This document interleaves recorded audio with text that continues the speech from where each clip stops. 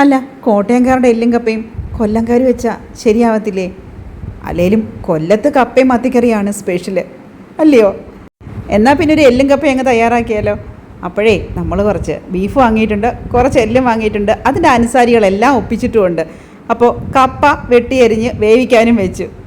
ഇതിങ്ങനെയൊക്കെ തന്നെ ആയിരിക്കും, അല്ലയോ? എനിക്കും വലിയ നിശ്ചയമൊന്നുമില്ല കേട്ടോ. അപ്പോൾ ദാ നമ്മൾ തയ്യാറാക്കുവാണ്. കപ്പയും കാന്താരിയും, അല്ലെങ്കിൽ കപ്പയും മത്തിക്കറിയും, പിന്നെ കൂടിപ്പോയാൽ ഒരു ചിക്കനോ ബീഫ് കറിയോ എന്തെങ്കിലും. ഇത്രയൊക്കെ നമ്മുടെ നാട്ടിൽ കപ്പ വെച്ചിട്ടുള്ള പരിപാടിയുള്ളൂ കേട്ടോ. പിന്നെ പഴകഞ്ഞിക്കൊക്കെ കുടിക്കും, പിന്നെ എന്താ പുഴുങ്ങി കഴിക്കുക, ഇങ്ങനെയൊക്കെയാണ്, വറ്റലാക്കും. പക്ഷേ കപ്പയും ഇങ്ങനെ എല്ലും ഒക്കെ ആയിട്ടുള്ള പരിപാടിയൊന്നും നമ്മുടെ അങ്ങോട്ടൊന്നും കൂടുതലായിട്ടില്ല.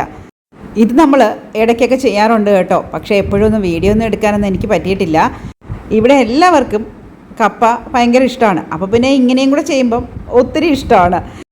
ഇത്രയും ഞാൻ ചെയ്യുന്നെന്ന് കരുതി ഇത് ഒരു ദിവസം കൊണ്ട് തീർക്കാനുള്ളതല്ല കേട്ടോ. 2-3 ദിവസത്തേക്ക് നമുക്ക് എടുക്കാൻ കാണും.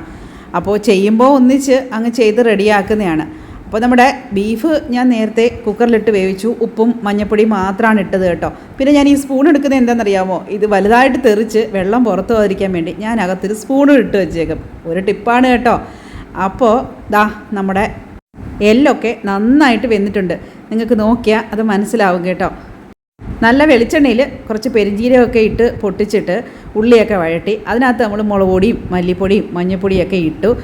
അതൊക്കെ നന്നായിട്ട് മൂത്തൊക്കെ വന്നു. അപ്പോഴത്തേക്ക് നമ്മൾ വേവിച്ച് വെച്ചിരുന്ന എല്ലും ബീഫും ഒക്കെ കൂടെ ചേർന്ന് ഇതിനകത്തോട്ടങ്ങ് ഇടുവാണ്. പിന്നെ ചിലരുണ്ടല്ലോ ഈ കപ്പ ഇതിൻ്റെ കൂടെ ഇട്ട് വേവിക്കും. ഞാൻ അങ്ങനെ വേവിക്കാഞ്ഞെന്ന് വെച്ചാൽ ചില കപ്പയ്ക്ക് ഒരു കയർപ്പുണ്ടാവും. അപ്പോൾ നമ്മൾ വേവിച്ചൊന്ന് ഊറ്റി അതിൻ്റെ കയർപ്പൊക്കെ മനസ്സിലാക്കിയിട്ട് ഇതിനകത്ത് ഇടുവാണെങ്കിലുണ്ടല്ലോ ഇതിന് നമുക്ക് നല്ല ടേസ്റ്റായിട്ട് കിട്ടും. അല്ലെങ്കിൽ ചിലപ്പോൾ ഒരു കയർപ്പ് നമുക്കതൊരു ബുദ്ധിമുട്ടാവും, കഴിക്കുമ്പം തന്നെ ഒരു പാടാണ്, ടേസ്റ്റും കിട്ടത്തില്ല, ഗ്യാസിൻ്റെ പ്രശ്നമൊക്കെ ഉണ്ടാവും. അപ്പോൾ അതാ നമ്മൾ കപ്പയും വേവിച്ച് മാറ്റി വെച്ചിട്ടുണ്ട്. അതിനിടയ്ക്ക് കുറച്ച് മസാലക്കൂട്ടുകൾ, ഗരം മസാല വീഡിയോയുടെ തുടക്കത്തിൽ കാണിച്ചില്ലേ, കുറച്ച് മസാലകളെല്ലാം എടുത്ത് വെച്ചേക്കുന്നത്, അത് ഞാനൊന്ന് വറുത്തിട്ട് പൊടിച്ചതാണ് കേട്ടോ. അല്ലാതെ നമ്മൾ പൊടി ഐറ്റങ്ങൾ മസാലകളൊന്നും ഞാൻ അങ്ങനെ വാങ്ങാറില്ല, ഞാൻ തന്നെ ഇങ്ങനെ പൊടിച്ചെടുക്കുക ചെയ്യുന്നത്. അപ്പോൾ നമ്മുടെ കപ്പയും കൂടെ ഇതിൻ്റെ കൂടെ അങ്ങ് ഇട്ടിട്ടുണ്ട്. എന്നിട്ട് നന്നായിട്ടങ്ങ് മിക്സ് ചെയ്യുവാണ്. ഉള്ളി വഴറ്റിയപ്പോഴേ ഞാൻ കുറച്ച് തേങ്ങ അരിഞ്ഞിട്ടിട്ടുണ്ടായിരുന്നു കേട്ടോ. അത് കഴിഞ്ഞിട്ട് ഇപ്പോൾ ദാ നമ്മൾ തേങ്ങ വറുത്തതും കൂടെ കുറച്ച് ചേർക്കുകയാണ്. അപ്പോൾ ഇത് കുറച്ചുകൂടെ ടേസ്റ്റ് കിട്ടും. ഉള്ളത് പറയാമല്ലോ, ഇതൊരു ഒന്നൊന്നര സാധനമാണെന്നേ.